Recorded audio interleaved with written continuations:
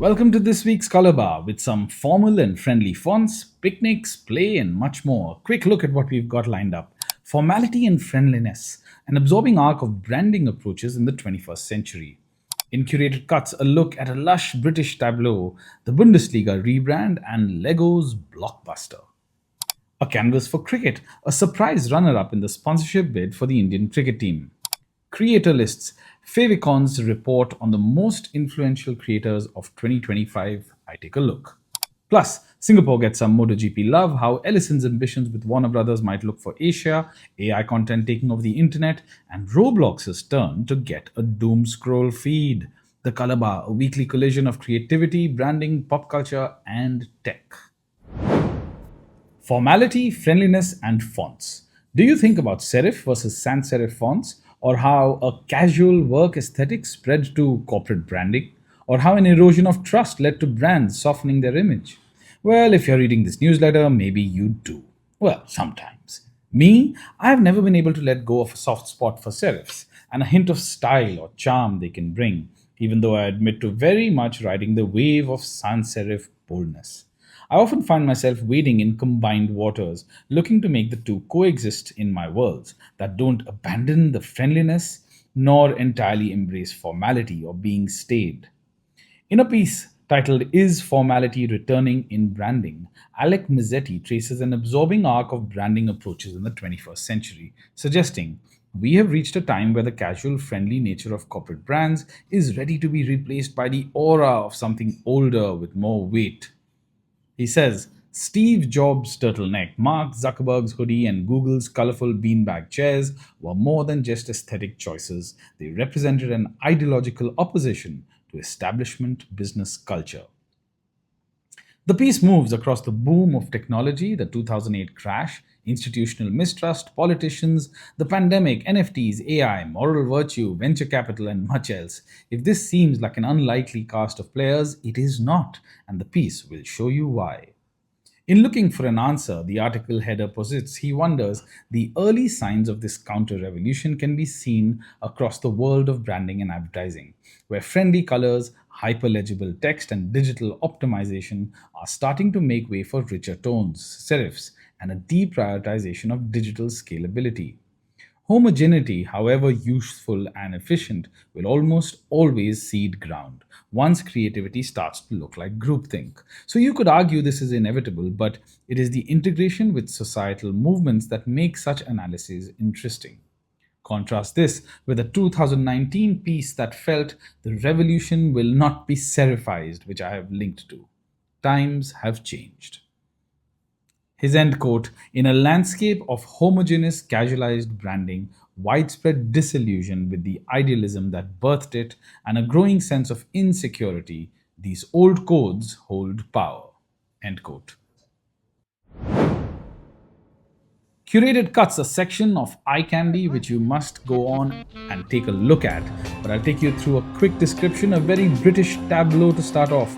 John Lewis, the British retailer, is celebrating its centenary. Known for its sweeping holiday season commercials, this late summer drop is a visual stunner. The breadth, vision, and joy is quite the sight. As the brand team's Amy Tippin Smith says, 100 people, 100 products, 100 seconds, 100 years of never knowingly undersold, all shot at 100 FPS. What a way to celebrate. It's directed by Kim Gehrig, whose work is consistently brilliant. Previously, I featured the Sydney Opera House piece, Play It Safe, Nike Winning, and Apple's Greatest. And the beat goes on. The beat goes on. A global rebrand for Bundesliga, the German football league. They dropped their rebrand for 2025-26 recently, and their reel is a great showcase of all they've reimagined, keeping at the center of it all the player, the ball, and the stadium.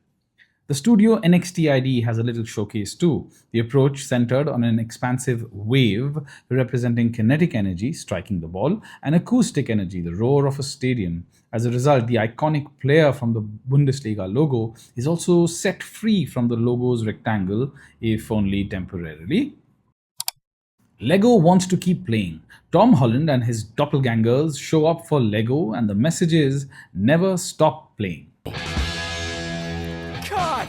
It's a fun spot, expectedly and happily vibrant.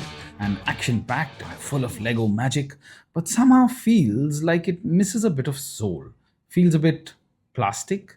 I like Tom Holland, I like the brand, I love the message. I just wish it had resonated more at an emotional level. Action! Never stop playing!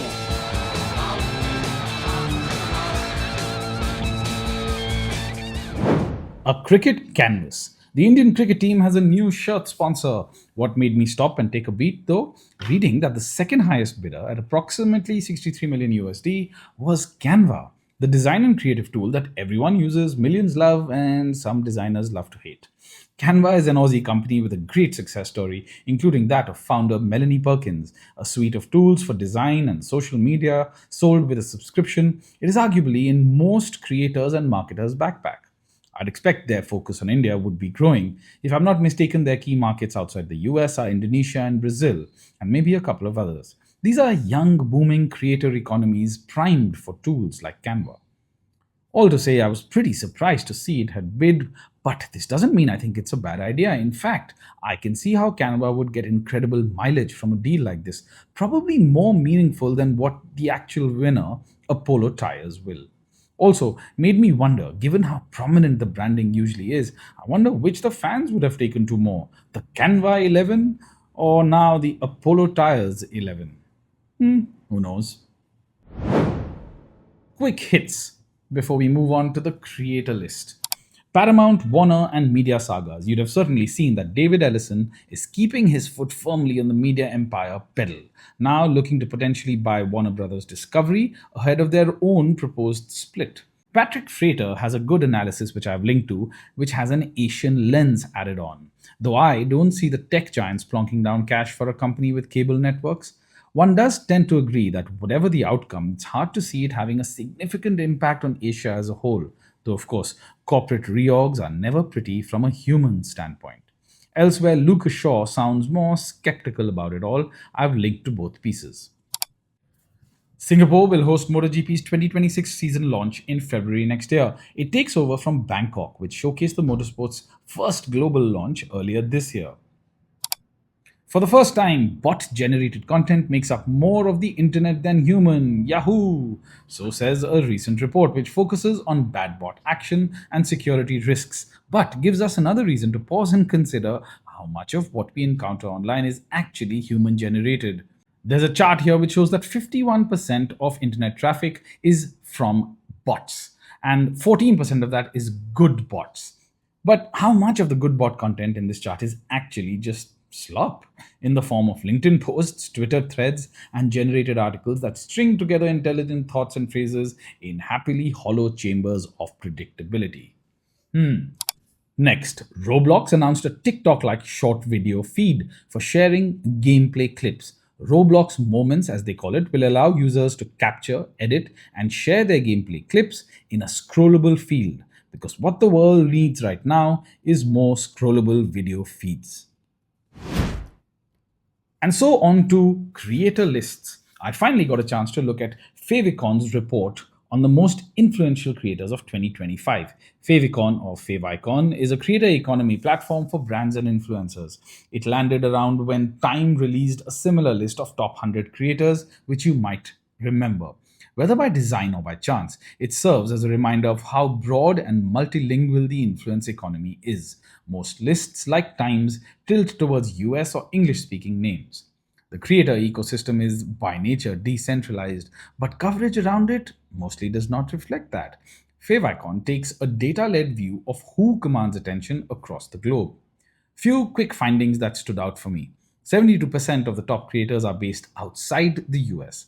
Latin America contributes nearly 30% of the top 100, and in line with that, Spanish and Portuguese represent a third of the language representation. More than half don't publish primarily in English. Interestingly, the average top creator is active on 3 or more platforms. YouTube and Instagram seem near universal, TikTok also is dominant, LinkedIn appearing as a business layer recently. Categories are diversifying beyond entertainment. Think STEM, law, fitness, pets, and hyper-local niches. Creators are often subject matter experts with a robust business model rather than just entertainers. What the report captures well is the scale of these local ecosystems. Creators in Sao Paulo, Mumbai, or Jakarta building loyal audiences in the tens of millions rooted in their own languages and cultures. These robust scenes have always been there, of course, but Favicon gives them some overdue recognition and visibility. As Pep Torres, a Spanish inventor and creative director, put it, for too long, listings that say world when they really mean US have overlooked talent from around the world. Calling this out and creating a meaningful, truly global list of creators not only empowers us but also helps us reclaim the self respect we deserve from our place in the world.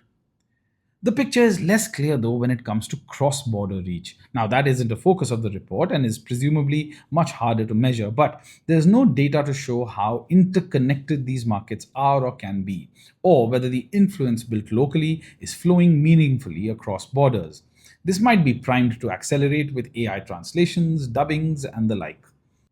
Favacon does a good job of acknowledging thriving local ecosystems, but the assertion that the creator economy is now truly global needs a bit more of a deep dive. For now, it's good to see how this helps in reframing the map, forcing us or forcing many to look beyond familiar Western names at the breadth of influence in the creator ecosystem.